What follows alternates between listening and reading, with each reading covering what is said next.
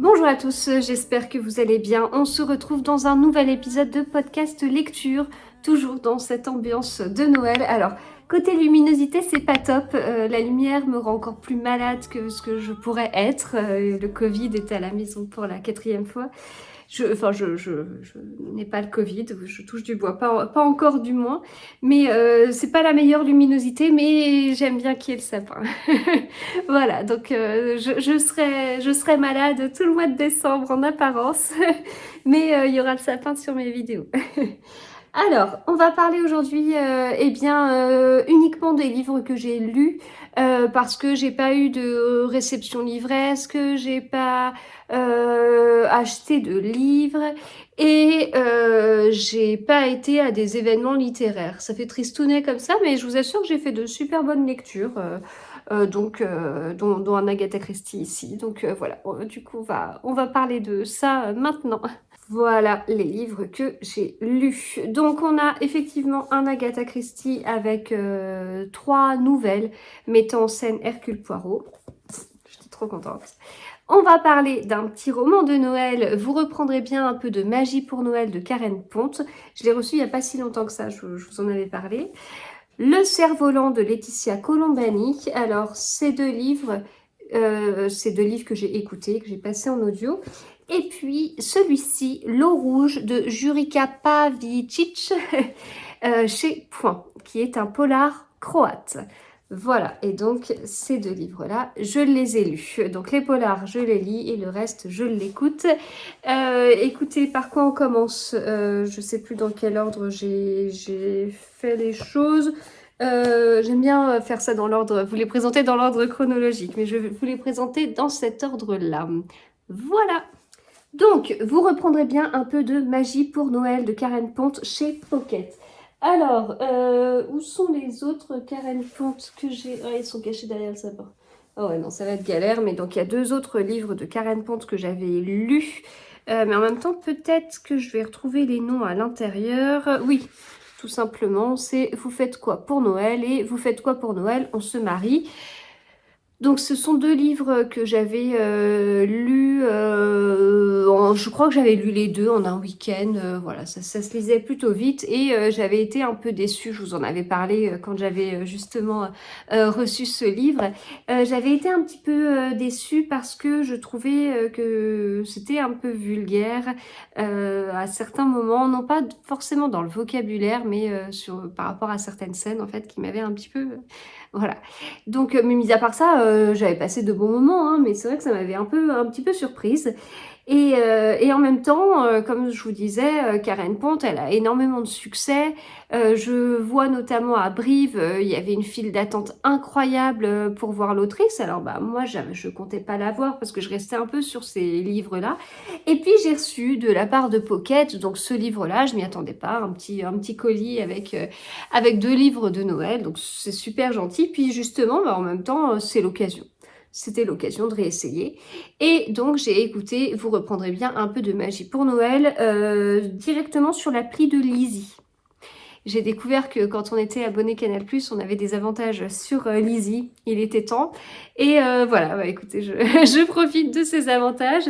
Ce qui fait que depuis la vidéo que j'avais enregistrée sur les livres audio, où je vous parlais principalement de l'appli Audible, au final, eh bien, je suis toujours sur Audible, mais en plus de ça, j'utilise l'application Lizzie et j'utilise l'application Nextory. J'avais fait une vidéo dédiée justement sur Nextory et puis vous avez toujours le lien dans ma barre d'infos pour bénéficier de 45 jours offerts, donc en utilisant bien ce lien, mais je vous en reparlerai parce que pour le coup, celui-ci, je l'ai écouté via Nextory. Donc je vous présente 2 livres audio sur 4 et 2 livres audio que j'ai pas écoutés sur les applications, mes applications habituelles en fin de compte. Alors, c'est un livre assez court au niveau du nombre de pages. On a 300 pages, mais il y a beaucoup de pages blanches. Voilà, donc je pense que si je l'avais lu, ça aurait été très très rapide. C'est un livre dans lequel on a 2 personnages principaux, femmes d'ailleurs. On a Victoria qui a 35 ans, donc elle dirige une agence de publicité et puis je vous le dis à chaque fois, dans tous ces livres un peu comme ça, parce qu'il y a un petit côté développement personnel, limite ce livre, je le rapprocherais de livres de Raphaël Giordano, eh bien, voilà, il y a un peu le côté la méchante, entre guillemets, qui est dans le marketing. Enfin, c'est souvent comme ça, parce que c'est vraiment là où il y a de la manipulation, où on va avoir, là, on a vraiment, elle est dans son agence de publicité, donc on sait habituée à manipuler les gens, soit les gens avec lesquels elle travaille, soit les gens pour que ils achètent le produit ou ils adhèrent le produit. C'est le genre de personnes capables de se transformer eux-mêmes en un produit pour, bah voilà, enfin pour vendre ou à l'extrême, enfin ou dans d'autres domaines, dans le domaine des influenceurs, ça peut aller au-delà, etc. Donc voilà, il y a ce côté-là qui est souvent utilisé et alors, je ne travaille pas dans le marketing, mais je trouve ça très dommage pour les gens qui travaillent dans le marketing parce que je me dis à chaque fois, les pauvres, on est en train d'entretenir en fait des idées pas toujours très cool sur ces personnes-là. Voilà. Parfois, ça se vérifie et des fois, pas du tout. Donc voilà, bon bah Victoria, elle est comme ça. Et puis, on a un autre personnage, c'est Dakota. Et alors Dakota, elle est psychologue et en fait, elle travaille dans une radio. Et en fait, elle va aider les gens, elle va les écouter, leur donner des conseils, etc. Mais voilà, c'est quelqu'un qui est pas carriériste, qui profite de la vie, et voilà. Bon. Donc ça fait un peu très cliché parce que voilà, la personne qui travaille dans le marketing, elle peut aussi profiter de la vie autrement qu'en manipulant les gens, si vous voulez. Mais voilà, il y a un côté un peu caricatural. Après, voilà, c'est une comédie romantique de Noël, donc il y a un côté où les traits de caractère sont marqués, mais moi, c'est pas quelque chose qui me gêne particulièrement parce que justement, il faut bien accentuer le côté un peu drôle, etc., etc. Donc, voilà, bon, ça le fait, mais c'est vrai qu'il y a toujours cette histoire de tout le temps quelqu'un du marketing dans les livres comme ça, parce qu'après, cette personne se prend une petite leçon et après, elle redevient comme tout le monde et enfin, elle peut vivre en se prenant moins la tête, en ayant une moins bonne conscience professionnelle, etc., etc. Et pour aller plus loin, en fait, on a donc notre Victoria. Elle est vraiment, elle dirige son agence de publicité et donc elle va être très très ferme en fait. Elle va être assez peste en fait avec les personnes de sa boîte. Et en fait, ce qui paraît même choquant en fait dans le livre, c'est que bah, il travaille quand même le 24 décembre. Et puis bah, elle exige quand même que le 26 décembre, tout le monde soit là en train de travailler, etc. Et c'est des choses qui me paraissent bizarres parce que moi, la boîte dans laquelle je travaille, elle ferme pas le 24. Elle ferme pas le 26. Alors en l'occurrence, le 24 cette année tombe un week-end et on travaille du lundi au vendredi. Mais le 26, moi personnellement, j'ai posé ma journée. Donc, ok, je ne travaillerai pas, mais c'est déduit de mes congés en fait. Et il y a d'autres personnes qui vont travailler le 26. Et tout comme là, le 31, pareil, tombe un week-end, mais moi je travaille le 31 en général parce que je suis plus intéressée par Noël que par le jour de l'an. Et on choisit, la boîte ne ferme pas pendant 2 semaines parce que c'est les fêtes, la vie continue. Enfin, voilà, donc j'étais un peu. Donc voilà, c'est poussé à l'extrême, mais il y a des choses où on a l'impression que c'est. Vous vous rendez compte à quel point elle est méchante, les gens travaillent le 26. Ben ouais, en fait. Oui, oui, ça arrive. Voilà, bon, j'arrête là mes petites critiques, surtout qu'au final, j'ai vraiment passé un très bon moment. J'ai beaucoup apprécié cette comédie romantique de Noël qui m'a réconciliée avec l'autrice. Enfin, l'autrice ne me connaît absolument pas. Elle savait pas du tout que j'avais un petit souci avec certains de ses livres sur certaines choses très précises en plus. Mais voilà, là, j'ai vraiment passé un beau moment. L'écoute de ce livre était très agréable. Donc, ça veut dire que ça a bien matché avec les lectrices. D'ailleurs, il y en avait deux. Une pour chaque personnage principal. Donc, une pour Victoria et une pour Dakota. Et c'était très bien parce que c'est pas le choix qui est tout le temps fait pour un livre audio. Et bah moi, vous savez, j'écoute principalement dans la voiture. Ça peut arriver que je sois plus prise par moments par la route que par l'écoute. Et au final, bah, ça m'aide à raccrocher très vite parce que je sais que la voix, ah oui, c'est vrai, c'est Dakota et je me replonge tout de suite dedans. Enfin, voilà, je trouve que c'est très intéressant comme ça d'avoir fait cette identification à la voix. Moi, je trouve que c'est largement mieux, quoi. Donc, pour vous raconter un petit peu l'histoire, donc on a notre fameuse Victoria qui travaille dans son agence de pub. Donc elle est très peste, mis à part ce que je vous ai dit, elle est très peste aussi pour d'autres raisons. Elle est très froide. Elle a toujours été élevée dans dans une certaine froideur. Alors par son père, pas par sa mère. Elle a été élevée par ses deux parents, hein, ils ne sont pas séparés, mais c'est son père qui a apporté ce truc-là. Elle a deux frères qui sont aussi très carriéristes. Et c'est, voilà, le travail, c'est ce qu'il y a de plus important. On ne prend pas tous ses jours de congé. Quelqu'un qui se plaint, c'est quelqu'un qui est faible. Quelqu'un qui est malade, c'est quelqu'un qui est faible. Et voilà, donc on ne montre aucune émotion, surtout, c'est très important. On fête Noël à moitié, hein, parce que c'est une perte de temps. Ce qui est important, c'est d'être épanoui dans son travail. Oui, mais l'épanouissement, la définition d'être épanoui dans son travail, ça change quand même de personne en personne. Et là, être épanoui, ça signifie tout le temps travailler, ne jamais lâcher, gagner beaucoup de sous, faire en sorte que l'ensemble de l'équipe travaille, etc., etc., etc.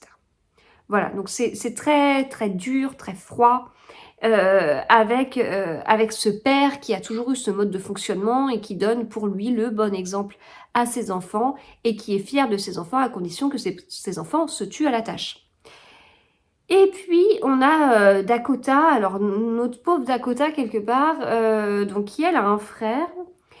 Elle a perdu ses parents très jeune et elle a été élevée par ses grands-parents, avec qui elle est très proche. Et en fait, l'histoire commence avec un Noël de ces deux personnages, un Noël lorsqu'elles étaient enfants, et puis après, on passe au moment où elles sont adultes. Mais du coup, on voit dès le début la différence entre les Noëls. Voilà. Donc, Dakota a été élevée avec beaucoup d'amour, de la sensibilité, le fait que eh bien, la maison, c'est un petit cocon dans lequel on peut s'exprimer, etc.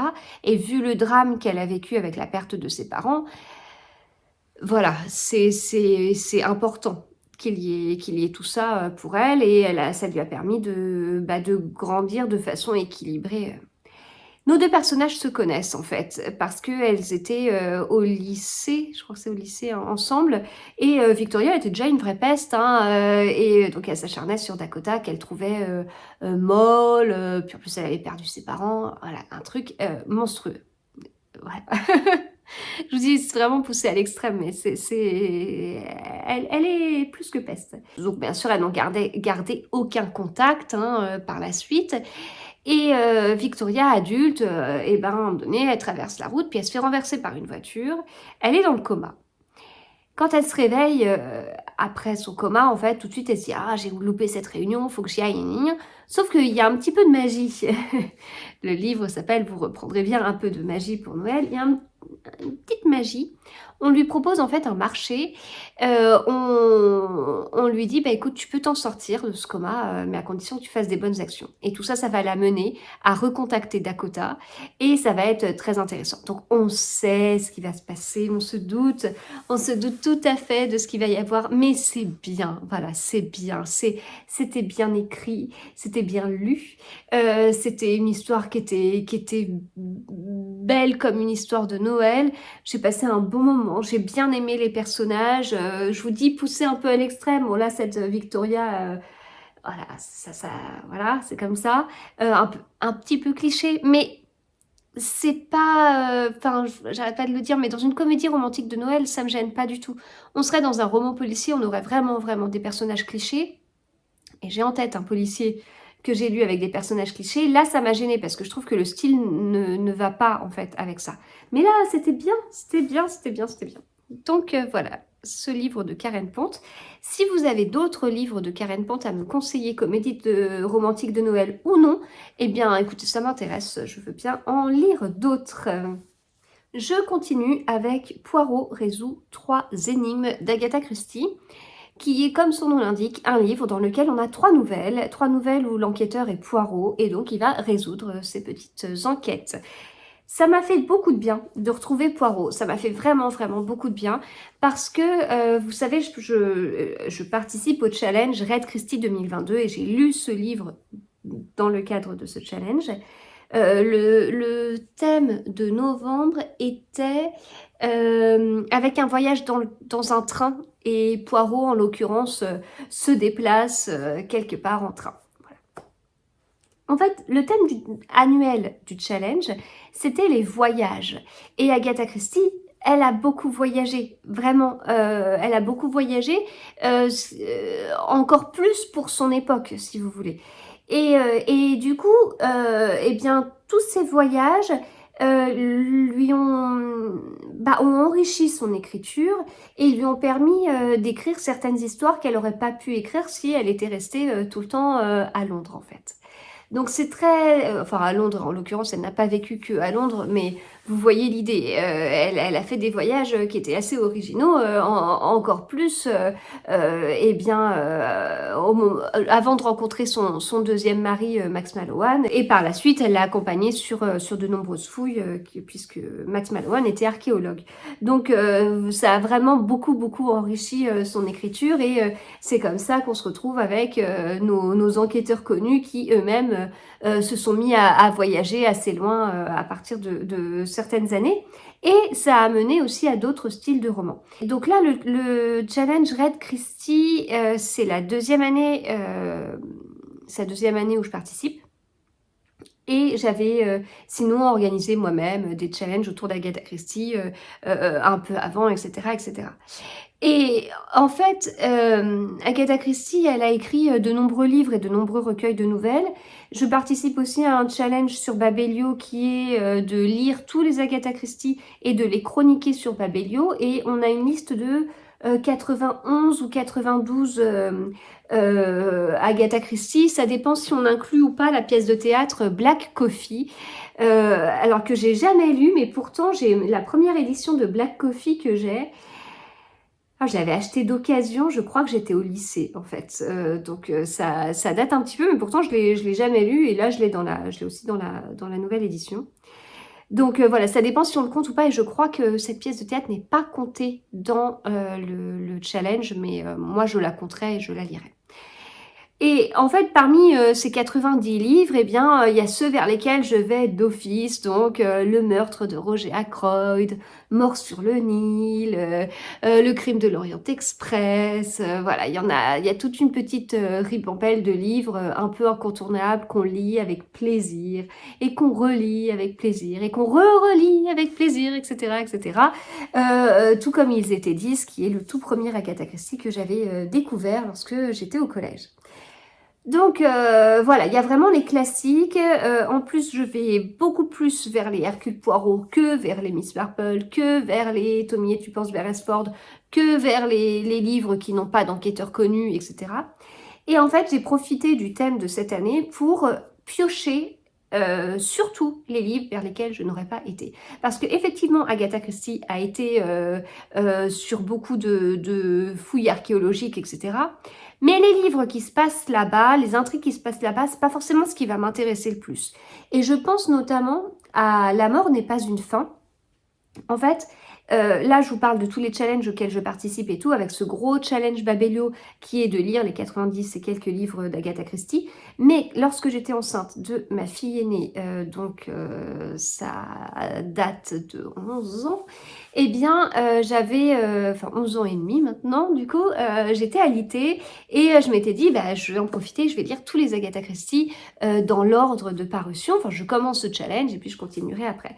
Et donc, je m'amusais, bon, je vous le dis 150 fois, je lisais l'autobiographie d'Agatha Christie. Dès qu'elle parlait de l'écriture d'un livre, je m'interrompais dans l'autobiographie pour lire le livre en question. Puis une fois que j'avais fini de lire le livre en question, je regardais la série Poirot, si c'était un Poirot, avec cet épisode-là, etc. Puis je retombais dans l'autobiographie, je lisais quelques pages jusqu'à ce qu'elle parle d'un livre, etc., etc. Et je me suis un peu lassée parce que l'autobiographie, en fait, ne reprend pas tous les livres qu'Agatha Christie a pu écrire. Donc c'était à moi de bien repérer les dates, de bien voir quand est-ce que j'insérais tel ou tel livre.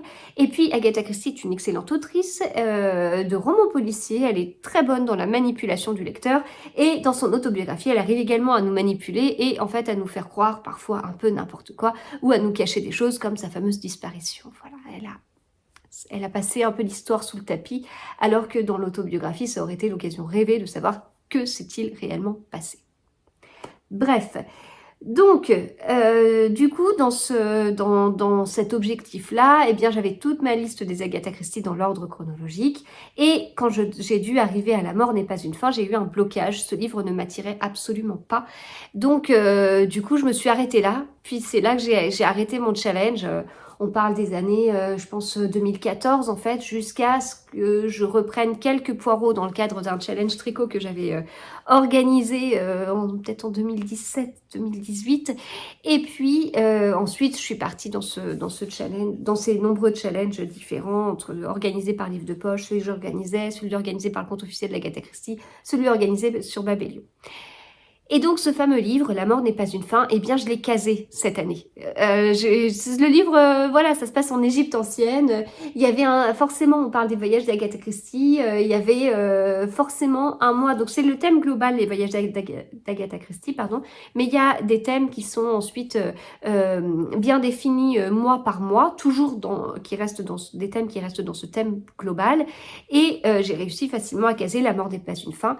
Si vous regardez mes vidéos depuis un petit moment, vous devez savoir que La mort n'est pas une fin, je l'ai enfin lu et je l'ai adoré, je l'ai trouvé excellent en fait. C'est un Agatha Christie classique qu'elle a juste déplacé en Égypte ancienne. Juste, c'est tout. Non, non, mais c'est... Enfin voilà, c'était assez fort. Donc... Comme dans mon année, j'ai mis plein de livres vers lesquels j'allais un petit peu moins, vers des voyages, c'est moins mon truc, c'est moins ce que j'apprécie chez Agatha Christie, mais l'objectif étant toujours de lire tous les Agatha Christie, c'était l'occasion rêvée de les caser, bah, il y a un moment donné, j'étais un peu frustrée. Et j'ai enchaîné ces derniers temps beaucoup de livres avec des personnages pas connus en fait, ou alors j'ai aperçu le colonel Reiss dans un livre, voilà, il avait un rôle secondaire, comme ce qu'il a toujours eu, mais et Poirot, ça fait longtemps que je ne l'ai pas vu, Miss Marple, je l'ai lu cet été, voilà. Et bien là, sur les 2 derniers mois de l'année, je m'étais casé 2 recueils de nouvelles avec Poirot. Le recueil de nouvelles que j'ai décidé de lire en décembre, c'est Allô Hercule Poirot. C'est un recueil de nouvelles qui me tient très à cœur parce que c'est les premières nouvelles de Poirot que j'avais lues. Je me souviens très bien, il faudrait que je la retrouve, elle est juste en haut, juste à l'étage, ma toute première version de ce livre et que j'avais au collège en fait, donc 97, 98 par là. Et j'avais beaucoup aimé, je trouvais ça très frais en fait et je pense que ça fait partie des livres avec Poirot qui m'ont, comment dire, un peu aidé à définir Poirot. C'est-à-dire que moi, quand je lis un Poirot, j'ai l'impression que je vais me mettre dans un format très connu avec lui-même, sa façon de résoudre ses enquêtes, mais aussi dans l'environnement. Et je pense que je calque en partie cet environnement sur ce que j'avais lu dans Allô Hercule Poirot, en fait. Voilà, bon, à confirmer quand je le relirai, mais j'ai de très bons souvenirs et rien que d'en parler, il y a un petit côté nostalgie. Je me souviens très bien de ma chambre quand j'étais collégienne, etc. Et quand je lisais mes petites nouvelles de Poirot. Ce recueil, je crois pas que je l'avais déjà lu en fait. Et il est un petit peu particulier parce que c'est un recueil de nouvelles, mais on n'a pas 10 nouvelles dans le livre, on en a 3. Et le livre fait 221 pages, 221 pages. Dans 221 pages, on a 3 nouvelles. Donc, c'est un format nouvelle longue. Et c'est intéressant parce que forcément, on ne met pas la même intrigue selon la longueur du livre. Agatha Christie, elle fait des livres qui sont globalement assez courts. Justement, on est sur du 220, 250 pages avec une histoire. Voilà, les chapitres sont globalement longs. Puis voilà, on a les choses habituelles. On découvre tous les personnages. Il se passe quelque chose. Il y a des interrogations de chacun des personnages pour vérifier les alibis. Puis il y a le dénouement. Voilà, ça c'est le schéma très classique. Ils ne sont pas tous comme ça, les Agatha Christie, mais souvent. Et quand on est sur une nouvelle, mais une nouvelle qui fait 20 à 40 pages, bon, bah, on met pas le même nombre de personnages, l'intrigue, c'est pas la même. Est-ce qu'on peut vraiment mettre un meurtre incroyable dans 20 à 40 pages? Est-ce que vraiment, on aura le temps d'avoir vu tous les personnages, de s'être posé des questions sur chacun des personnages? Est-ce qu'on aura le temps de manipuler le lecteur pour le mettre sur une fausse piste? Est-ce que l'enquêteur aura le temps de bien ficeler son enquête? Est-ce qu'il aura le temps de nous faire un long dénouement pour nous expliquer comment il en est arrivé là? Pas forcément, hein. Il y a des choix à faire, est-ce qu'au final on n'est pas que sur, le vol de quelque chose? Parce que clairement, ça passe pas de parler d'un meurtre, enfin voilà, il y a un peu tous ces trucs-là. Donc c'est intéressant des nouvelles, c'est un rythme particulier, c'est sympa de lire des nouvelles d'un coup parce que, lire une nouvelle en plusieurs fois, ça peut être un peu longuet. Mais bon, il y a pas la même richesse si vous voulez. Il y a du rythme, mais il y a pas la même richesse. Sur des nouvelles, 3 nouvelles sur 220 et quelques pages, donc on est à plus de 70 pages par nouvelle, bah c'est autre chose. On n'est pas sur, on peut pas être sur un meurtre incroyable avec, on peut pas être sur une histoire comme Ils étaient 10, si vous voulez, 10 personnages qui meurent les uns après les autres, en 70 pages, c'est un peu limité. Et pourtant, Ils étaient 10, le rythme est soutenu, les chapitres sont très courts. Pour moi, c'est un des premiers thrillers hein, qu'elle nous a écrit. Mais là, sur 70 pages, on peut être sur un vol, mais plus poussé que lors des nouvelles de 20 à 40 pages. On peut avoir quand même plus de personnages et tout. Et justement, j'en ai parlé en story, j'étais très, très surprise. Mais oui, oui, elle s'est amusée hein, parfois en une page à nous introduire 5, 6, 7 personnages. Clang, voilà. Donc forcément, bah, si elle a besoin que d'une page pour nous introduire ça, en 70 pages, elle peut quand même aller loin. Bon, donc voilà, donc le format était très intéressant en fait. Ces nouvelles, des longues nouvelles. Voilà, c'est pas des romans, 70 pages, c'est pas possible. Ce sont de longues nouvelles. En plus, je vous dis à peu près 70 pages, mais en réalité, elles étaient très inégales. Enfin, très inégales, j'exagère quand même, mais elles étaient globalement inégales. Parce que la dernière faisait 90 pages. Voilà. La dernière faisait 90 pages. Donc voilà, très contente de ce format, très contente d'avoir retrouvé enfin Hercule Poirot qui est le personnage que j'apprécie le plus. Dans la première nouvelle, on a aussi l'inspecteur Japp, donc c'est très, très sympathique de le revoir aussi. Voilà, j'ai passé un très bon moment, c'était très agréable, c'était du Poirot comme je l'aime. Voilà, très, très, très chouette, très chouette. Et puis, bah, il me semblait bien que celui-ci, je ne l'avais jamais lu, donc ça fait un livre d'Agatha Christie que j'ai terminé en plus. Voilà. Je continue avec Le Cerf-Volant de Laetitia Colombani que j'ai écouté justement via l'application Nextory, comme je vous disais. Donc Nextory, je vous en ai parlé, c'est une application sur laquelle vous pouvez trouver des livres numériques, des livres audio et tout et tout. Si vous voulez tester, donc vous avez mon lien dans la barre d'infos pour avoir 45 jours de test offert. Et je voulais vous dire quoi ? C'est le deuxième livre. Et le premier livre que j'avais écouté, c'est Comment bien rater son mariage à Noël de Lucie Castel. J'espère que je ne me trompe pas dans le titre. Voilà. Alors, ce livre, je l'ai dans ma palle, seulement depuis le mois de juin. Vous savez, j'écris au crayon à papier quand est-ce que je reçois mes livres. Donc là, c'était un service presse et je l'ai reçu au mois de juin. Bon, ça va. Mais ça fait depuis un moment que je veux le passer en audio. En fait, j'avais fait ma photo pour Instagram assez tôt, il y a quelques mois. Et en prévision, parce que je me dis, c'est bon, celui-ci, bientôt, je vais l'écouter. Puis en fait, je ne l'ai jamais écouté. Et là, ça y est, je l'écoute enfin. Donc ça a été un petit peu long. C'est un livre très court, hein, 228, 230. Non, 229. 229 pages dans ce livre. C'est pas vraiment une suite de la tresse. Il est parfois décrit comme ça, mais non. Après, on retrouve l'Inde. Alors, c'était pas le cas de tous les personnages de la tresse qui étaient en Inde, mais on retrouve l'Inde. On retrouve l'écriture de Laetitia Colombani. Et j'ai passé un bon moment. J'ai vraiment passé un bon moment. J'ai écouté ce livre ce week-end, notamment en faisant des mugs pour ma boutique Etsy. Il en reste d'ailleurs sur ma boutique Etsy si ça vous intéresse. Et j'ai terminé en... Non, j'ai fait des mugs, j'ai fait mes photos pour Instagram, et puis j'avais un tricot un peu compliqué. Qu'est-ce que je faisais sur le tricot d'ailleurs pour que ce soit compliqué? Ah oui, c'était le début, j'étais sur de la dentelle, un début de dentelle sur des manches. Donc des manches en plus à manches, enfin des manches montées, donc j'étais en rang raccourci. Et puis voilà, le temps que je mémorise ma dentelle et tout, j'ai fait ça en écoutant un livre audio. Puis une fois que c'était mémorisé, j'ai pu passer à ce que je fais d'habitude, c'est-à-dire lire mon livre papier en tricotant. mon petit design de gilet. Alors, le cerf-volant, eh bien, comme je vous dis, on retrouve l'écriture de Laetitia Colombani qui est très émouvante. L'histoire, de toute façon, elle-même est émouvante, mais j'aime beaucoup la façon dont elle l'écrit. Et on va être avec Léna. Léna qui est enseignante, en fait, en France, et elle vit un drame. Et suite à ce drame, elle décide de voyager et d'aller en Inde. Arrivée en Inde, elle a un accident, elle est sauvée par une jeune fille de 10 ans. Et en fait, elle va rechercher cette jeune fille et tout, et puis elle va vite se rendre compte que cette jeune fille travaille, légèrement exploitée par un lointain cousin, je crois. Et en fait, enfin, elle travaille, elle ne sait pas lire, elle ne sait pas écrire. Et voilà, Léna, elle est enseignante, tout ça, ça l'affecte, surtout qu'elle elle s'est pris d'affection pour cette petite.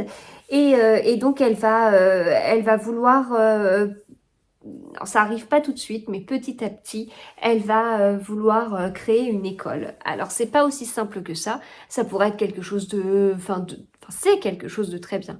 Mais c'est pas du tout perçu de cette façon-là par tout le monde. Parce que c'est pas pour les filles, déjà. Voilà. Il y a un des personnages qui le dit. Ça choque, hein, je vous dis. En plus, moi, c'était un livre audio, donc je l'entends. Ah, ça fait saigner les oreilles, hein. C'était assez violent, en fait. Donc voilà, on entend ce personnage nous dire, bah non, c'est pas pour les filles. Et puis, en fait, la population est un peu démunie. Alors, c'est une population particulière, hein, de l'Inde, enfin particulière. C'est pas, ils sont un peu mis à l'écart, c'est un petit peu particulier. Et ouais, c'est un quartier où vraiment les enfants sont privés d'école. Et donc, on a eh bien, cette initiative et donc Léna va avoir des barrières, des obstacles liés notamment au fait que les filles ne sont pas censées accéder à l'éducation, mais aussi la façon dont on élève les enfants. Et pour certains parents, Léna n'obtiendra rien si elle n'est pas violente avec les enfants. Et alors là, c'est pareil, ça a été un passage qui est un peu difficile, si vous voulez. Voilà. Mais bon, c'est très, très intéressant à lire, c'est assez court, donc ça va vite si vous voulez. Et en très peu de pages, les émotions arrivent à être transmises. Et je sais pas si je l'ai pas préféré à La Tresse. En fait, La Tresse, je sais que ça a été un énorme coup de cœur pour beaucoup. Dans La Tresse, on suit 3 personnages. Et en fait, sur les 3 personnages, c'est pas sur la partie en Inde où moi j'ai le plus accroché. Et peut-être que c'est pour ça que je n'ai pas été aussi emballée par certains, parce que je pense que l'accent était un peu plus mis sur cette partie-là, alors que moi j'ai plutôt regardé les axes secondaires quelque part. Et alors que dans ce livre, on nous sert que l'Inde. Voilà, il y a un personnage, c'est Léna, il y a qu'elle à suivre, il n'y a pas le choix, il y a qu'elle à préférer, c'est elle le personnage principal, il n'y a pas 3 personnages principaux. Donc on y va, voilà. Et du coup, je me suis peut-être plus mise dans l'histoire, plus investie, sans me dire, ah d'accord, je suis en Inde, mais j'ai hâte de retrouver le personnage dans 1 ou 2 chapitres après. Non, non, là, ça s'est pas passé comme ça. Donc, moi, j'ai vraiment passé un bon moment avec Le Cerf-Volant de Laetitia Colombani. Et je vais terminer par un livre... je l'ai terminé il n'y a pas très longtemps, il est encore frais en fait. Je termine avec L'eau rouge de Jurica Pavicic. Je vais toujours pas me faire à son nom de famille. Il faudrait que je me renseigne davantage sur la prononciation de cet auteur qui est croate. Alors, cet auteur croate, c'est un écrivain, scénariste et journaliste qui est né en 1956. Je crois que je vous l'avais dit quand je l'ai reçu. En fait, je suis partie vraiment du principe que Jurica était une femme et pas du tout de cet âge-là. Et au final, j'ai eu un peu de mal à me défaire de cette idée. Alors, ça ne doit changer en rien l'histoire, hein, voilà. Mais je sais pas, j'ai vraiment eu cette idée pendant un long moment. C'est un livre que j'ai lu parce que je fais partie du jury pour le prix du meilleur polar. Point. Dans la sélection, en fait, pour ce prix, il y a de nombreux livres. Il y en a 10, on en a reçu 9 pour l'instant. Et sur les 9, je dois vous avouer qu'il y a eu de très belles découvertes, je vous en ai parlé. Il y a eu Sombre de Max Monnoë, il y a eu Elma d'Eva et Dottir. Qu'est-ce que j'ai j'en ai lu un autre aussi qui se passait dans les cités, c'était plutôt une sorte de reportage, je me rappelle plus. Cet été, je l'ai lu. Il y a eu des abandons de mon côté, des livres avec lesquels je n'ai pas du tout accroché. Je trouve que c'est pas une sélection classique en fait. On n'est pas sur des livres uniquement à grand public. Je trouve qu'on est parfois sur des livres un peu à l'extrême, un peu dans des niches, dans des niches au milieu des policiers thrillers, et ça le fait ou ça le fait pas. Donc quand j'en commence un, j'y vais, mais petit à petit. Celui-ci, j'avais beaucoup d'attentes parce que voilà, j'étais sur le fait que j'allais lire le livre d'une autrice croate. Mais c'est juste génial en fait. Bon, bah, c'était pas tout à fait ça. Mais bon, globalement, j'ai été regarder la note sur Babelio. Elle était plutôt bien. Et puis, voilà, la Croatie, écoutez, c'est un pays que je ne connais pas. Je connais un petit peu l'histoire, hein, mais je ne connais pas le pays en particulier. Et ça m'attirait parce que je trouvais ça assez innovant, assez... à chaque fois, je vous dis innovant, mais je dirais assez nouveau. Je trouve que ça change. Et se dire, bah écoutez, moi j'ai lu un polar croate, je trouve ça rigolo. Il y a un côté qui peut être dépaysant. Donc ça a vraiment attisé ma curiosité en fait. Donc voilà, j'y suis allée, puis avec quand même quelques a priori en me disant, mais peut-être que la culture est très très différente et je vais avoir peut-être un peu de mal à entrer dans l'histoire. Ça peut peut-être y avoir une partie d'immersion qui prendra quelques pages. Voilà, donc ça ce sont mes attentes, etc. Donc vous doutez bien que si je vous parle de mes attentes, de mes craintes, c'est que ça s'est pas du tout passé comme ça. J'ai lu, donc on a première partie, Sylva a disparu. Je pense qu'à la fin de la première page, j'étais déjà dans l'histoire. Voilà, pour vous dire un petit peu l'écriture. Alors, est-ce que c'est la traduction ou pas? Ça, moi, j'ai beaucoup de mal à faire la part des choses entre l'écriture de l'auteur et la traduction, parce que pour pouvoir être objective, il faudrait que j'ai le texte en version originale et que je lise le croate couramment, ce qui n'est pas mon cas. Donc, par manque d'informations, je ne peux pas dire si c'est une très belle écriture ou une très belle traduction. Mais en tout cas, ça se lit très bien. C'est un roman choral. Dans ce roman, on va suivre... alors déjà, on démarre en 1989, en Croatie. Et en fait, on va suivre pas mal de personnages. Alors, on va suivre, entre autres, Vesna. Je ne sais pas si je vais réussir à me rappeler de tous les noms. On suit principalement Vesna, qui est la maman de Silva. On suit Matt, ou Maté, qui est le frère de Silva. On suit aussi le père de Silva. Le père de Silva. Gilko. Jakov. Rien à voir. Jakov. On suit aussi Jakov. Et donc, bon bah voilà, comme le nom de la première partie l'indique, on assiste. Toute l'histoire est autour de la disparition de Silva. Et donc, on commence en 89, on va finir en 2000, dans les années 2017. Et c'est ça, ce qui est un petit peu mis en fait dans la quatrième de couverture, c'est que en plus de l'histoire, eh bien on a toute l'histoire de la Croatie sur cette période-là. Histoire qui est très difficile. Ils vivent la guerre, ils changent comment dire, de régime. Enfin, je connais très mal l'histoire de la Croatie, mais du coup, grâce au livre, on en apprend davantage et forcément, c'est assez marqué en fait ce qui se passe. On prend à chaque fois des virages assez importants et ça peut être assez violent pour les personnages. Donc voilà, sur ce laps de temps, il s'est passé vraiment beaucoup de choses dans l'histoire de la Croatie. Et donc, notre Silva, elle a disparu. Silva, c'est la jumelle de Maté. C'est une ado, elle est jeune. Elle est... c'est pas le côté, le profil, comment dire, sage et tout, pas du tout. Voilà, elle fait certaines expériences. Et du coup, le truc, c'est que, est-ce que c'est à cause de ses expériences que ça tourne mal ou pas? On ne sait pas, mais à un moment donné, un soir, elle a été à une fête et le lendemain, elle est introuvable. Alors, on se pose des questions sur son petit ami de l'époque, on se pose des questions sur le gars qui a passé la soirée avec elle, on se pose des questions autour de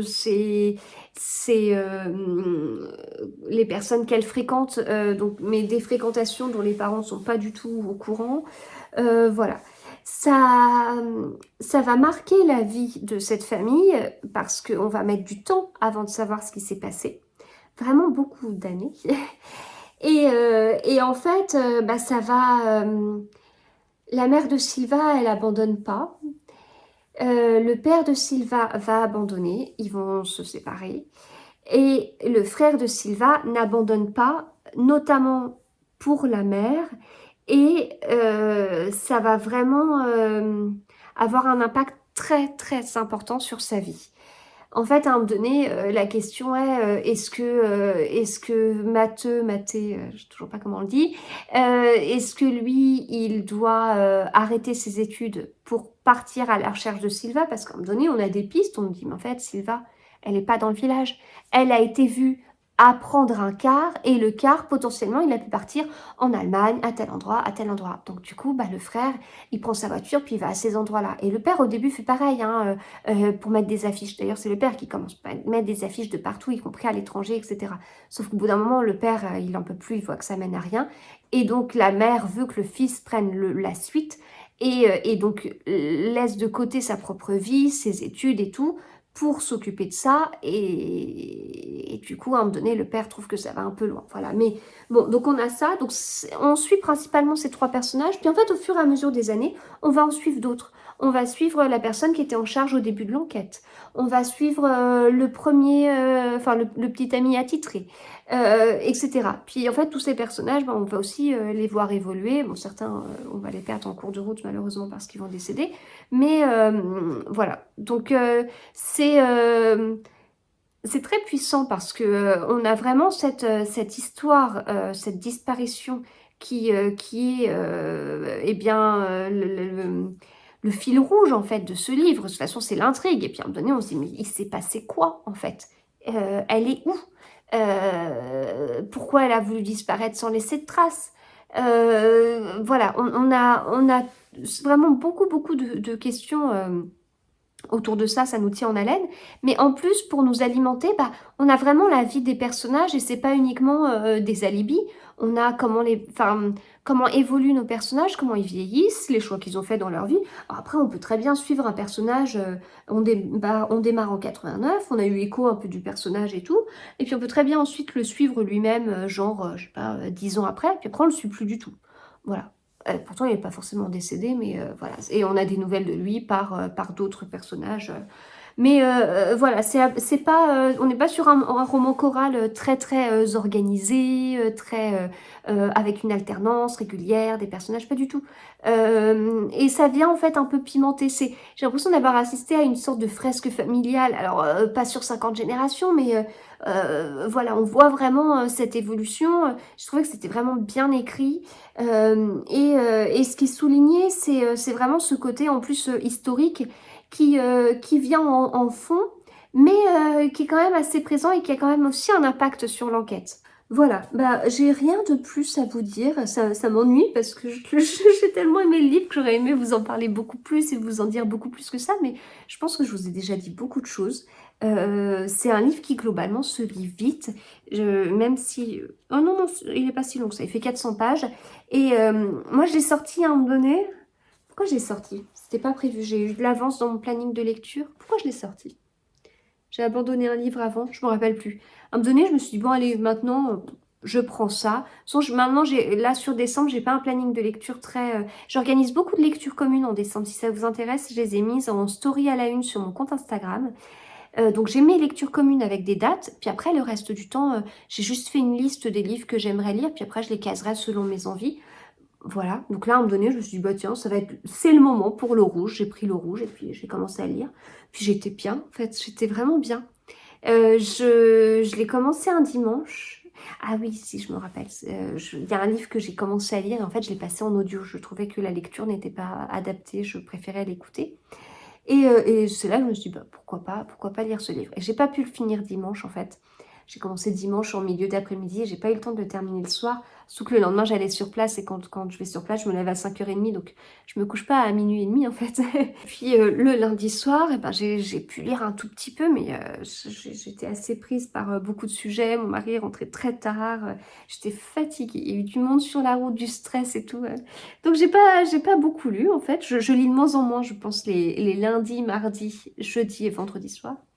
Et puis le mardi, par contre, j'ai enfin réussi à le terminer, mais j'étais un peu frustrée. Surtout, à un moment donné, je me suis arrêtée à une partie qui enfin nous donnait le dénouement. Et en fait, ce qui est assez fort, c'est que on a cette attente, on sait pas ce qui se passe et tout. D'un coup, il y a le nom de la partie qui nous fait dire, ah ça y est, là on va savoir. On tourne la page, on commence avec l'un des personnages et tout de suite il nous révèle ce qui s'est passé, bam, comme ça quoi. On n'a même pas pris de gants, ça a même pas, il n'y a pas eu de suggestion du style, je sais pas, tiens on voit un personnage au loin, on voit que c'est elle, ou tiens on découvre un corps, on se dit que c'est elle. Enfin voilà, il n'y a pas eu de choses très amenées comme ça, si vous voulez. Ça a été pam, lac. Et là, c'était plié, quoi. Enfin, on savait ce qui s'était passé d'un coup, quoi.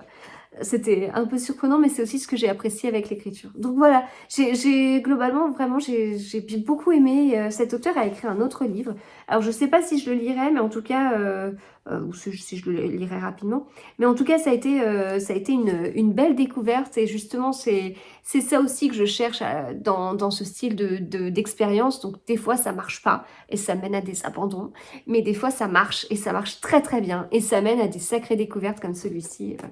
Donc je vous le conseille. Voilà, et bien écoutez, je vais m'arrêter là. J'espère que cet épisode de podcast vous a plu. Si c'est le cas, n'hésitez pas à me le dire parce que ça fait plaisir. Et puis, eh bien écoutez, je vous souhaite de très bons moments lecture.